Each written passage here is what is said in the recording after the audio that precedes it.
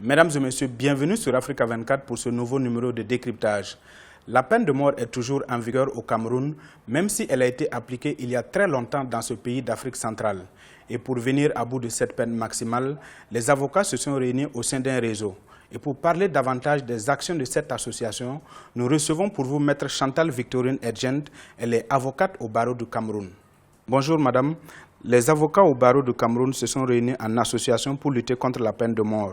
Pouvez-vous nous présenter ces réseaux et ses objectifs? Le réseau des avocats camerounais contre la peine de mort, c'est une association apolitique et à but non lucratif qui a été créée en juillet 2015.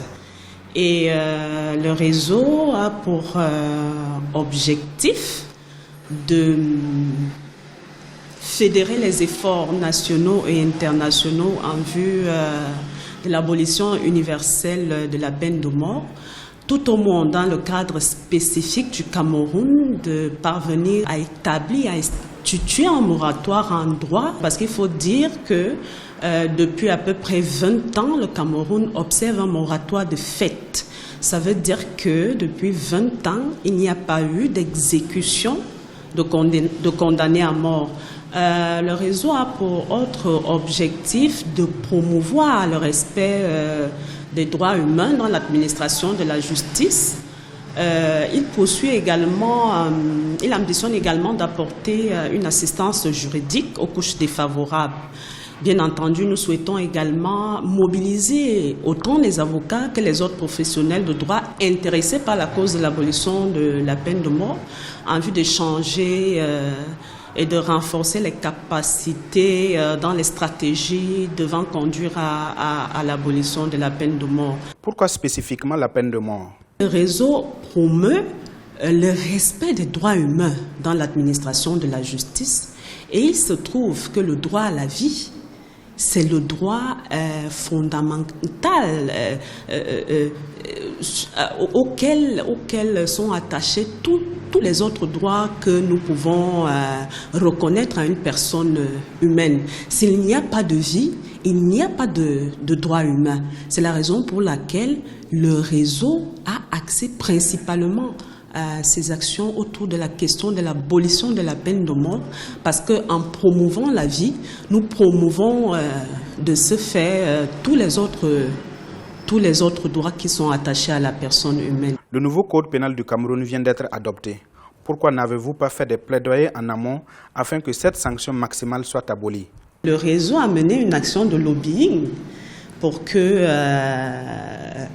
la question de la peine de mort ou alors le maintien de la peine de mort dans l'arsenal répressif camerounais ne soit plus en vigueur.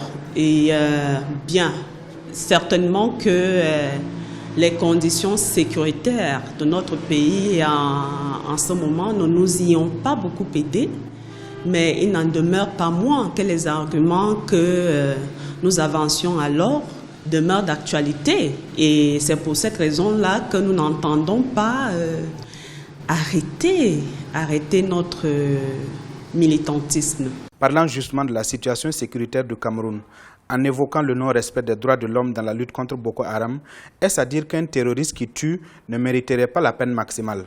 Devant les tribunaux, ceux qui sont réellement ou alors qui ont été endoctrinés, qui sont adeptes de la secte terroriste, ne manquent pas de plaider coupable. C'est un devoir moral pour eux, un devoir de reconnaissance, d'allégeance à leur groupe que de plaider coupable. C'est pour vous dire qu'ils appellent de tout leur vœu l'exécution. Et nous pensons au réseau que cette démarche qui voudrait que toute personne reconnue coupable coupable des faits d'actes terroristes soit condamnée à la peine de mort ne sert pas forcément les intérêts que nous poursuivons. Comment comptez-vous vous faire entendre?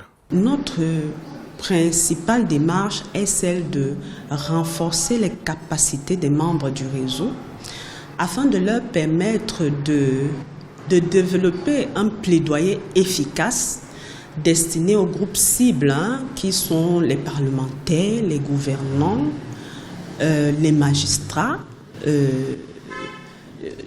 les deux premiers parce que ce sont eux qui participent au processus législatif, et le dernier groupe parce que c'est lui qui au final est censé exécuter, mettre en application les lois.